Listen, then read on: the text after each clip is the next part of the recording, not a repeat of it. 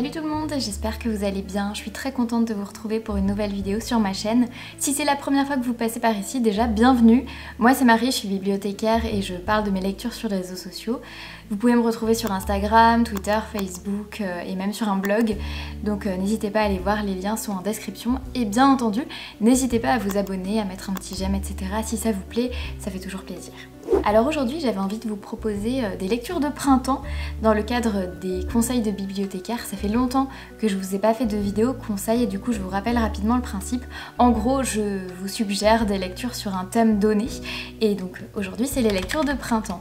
Alors petit rappel, ça peut être soit des livres que j'ai lus et que j'ai appréciés et qui forcément rentrent dans ce thème là, mais ça peut être aussi des livres que je n'ai pas encore lus parce que vous savez dans mon métier, quand quelqu'un nous demande une suggestion sur un thème en particulier, il faut qu'on puisse être capable de suggérer des choses qu'on a lues, mais aussi des choses en rapport avec ce thème-là, mais qu'on n'a pas forcément lu. Du coup, ça va être des choses que j'ai lues ou des choses que j'ai pas lues. Ne soyez pas surpris, en tout cas, quand je vous conseille des trucs que j'ai pas lus, c'est des trucs qui, à mon avis, sont bien, dont j'ai déjà entendu parler ou qui me font très envie.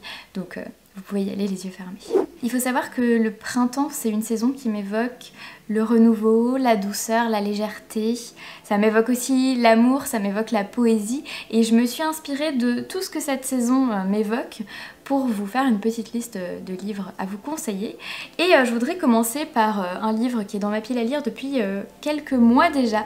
Il s'agit de Anne de Green Gables de Lucy Maud Montgomery. C'est une de mes meilleures amies qui me l'a offert donc dans cette version rééditée par Monsieur Toussaint l'ouverture. Déjà je la trouve magnifique et sachez qu'elle a aussi été rééditée chez Point au format poche. Je trouve qu'ils ont très bien réussi. La couverture aussi, ils me l'ont envoyé en service presse donc je vous le présente aussi par ici. Donc merci beaucoup à eux et sachez que voilà, si vous ne pouvez pas vous permettre de vous acheter le grand format, et bien sachez qu'il existe aussi le petit format chez Point.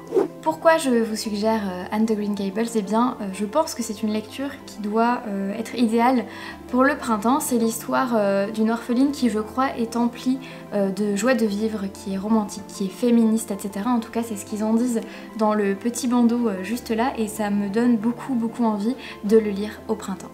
Vous savez, au printemps, il y a aussi le Printemps des poètes, qui est un événement national qui met en valeur la poésie. Et du coup, je me suis dit que ce serait bien de lire un petit peu de poésie au printemps.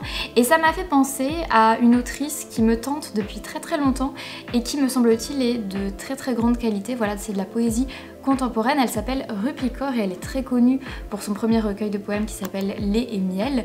Mais ce que je voulais vous conseiller aujourd'hui, c'était plutôt Le soleil et ses fleurs qui, je trouve, évoque énormément le printemps, qui évoque cette saison dont c'est le thème aujourd'hui et je pense que je le lirai pour le printemps.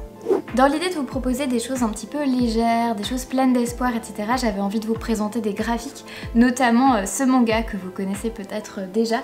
Il s'agit de Fruits Basket et c'est le premier manga que j'ai lu, tout simplement, et je l'ai beaucoup aimé. C'est la première série de manga que j'ai pu terminer alors qu'il fait je sais plus combien de tomes et généralement j'ai du mal avec les très longues séries parce que j'abandonne avant.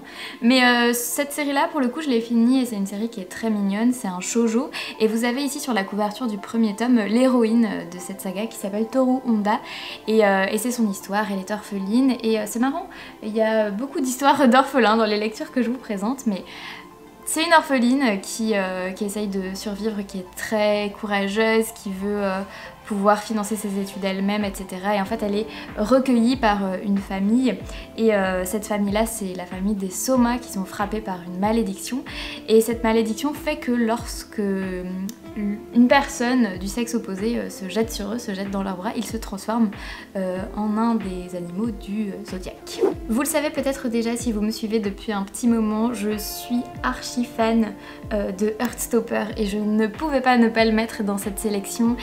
C'est tout ce qu'on veut lire au printemps, c'est de la douceur, c'est de l'amour, c'est de la naïveté, en fait c'est tout ce que j'aime clairement. C'est un roman graphique écrit par Alice Oseman et en plus la série vient de sortir sur Netflix.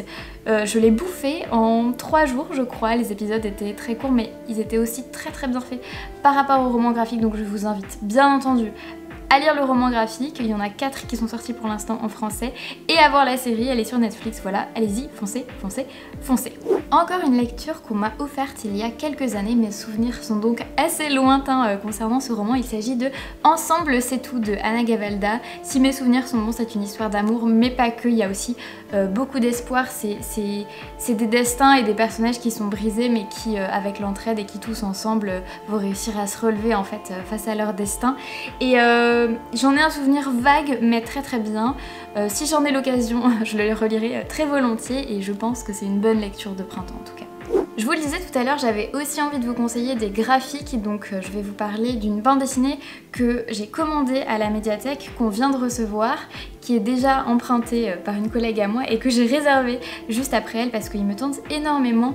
Les graphismes ont l'air juste magnifiques, enfin, le dessin a l'air sublime. Il s'agit de La jeune femme et la mère, si je me rappelle bien, de Catherine Meurice. C'est une illustratrice française qui est partie en voyage au Japon et donc elle s'est inspirée de son voyage pour dessiner sa bande dessinée qui parle de nature et qui parle aussi d'art et de comment on capture la nature et un paysage mouvant dans un art qui du coup est figé fatalement. Et en fait ça a l'air juste magnifique et ça a l'air très intéressant et très inspirant et c'est franchement une lecture qui me tente beaucoup et que je vous conseille. Le dernier conseil de lecture de cette vidéo sera un classique, non pas parce que je l'ai lu, mais parce qu'il me tente plutôt bien, surtout depuis que Mounir Résume l'a résumé donc dans une de ses vidéos YouTube. Il s'agit des Rêveries du promeneur solitaire de Rousseau. Pour plus de précision, je vous invite bien entendu à aller voir sa vidéo, je vous mets tous les liens de toute façon en description. En tout cas, Mounir m'a beaucoup donné envie de le découvrir, je crois que c'est le dernier livre de Rousseau qui parle des rêveries qu'il peut avoir durant ses promenades et donc d'un Rousseau apaisé par la nature et je trouve que ça colle plutôt bien au thème du printemps. Et voilà, c'est tout pour cette vidéo, conseil de bibliothécaire, merci beaucoup de l'avoir regardé, j'espère qu'elle vous a plu. Si c'est le cas, n'hésitez pas à vous abonner, à mettre un petit like, à activer la cloche des notifications et à me dire en commentaire quels sont vos conseils de lecture pour le printemps. En tout cas, ça m'intéresse de le savoir et d'échanger avec vous, ça me fait toujours plaisir. Je vous souhaite à toutes et à tous de très belles lectures et je vous dis à tout bientôt. Ciao.